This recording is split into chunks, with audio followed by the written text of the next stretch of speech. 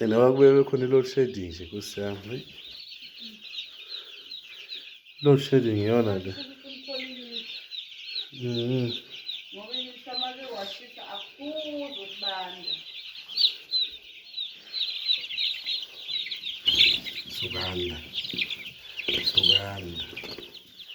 kubanda. Sukani. Hambani ngapha kwabanye. Hambani kwabanye. Iyakhula lezi zinto lezi. Ayesikhula ngeziviki. Eziyakhula. Sengibahluphe kakhulu asibayeke manje. Be-relax. Laba. Ribuka iy'nyawo zakhona.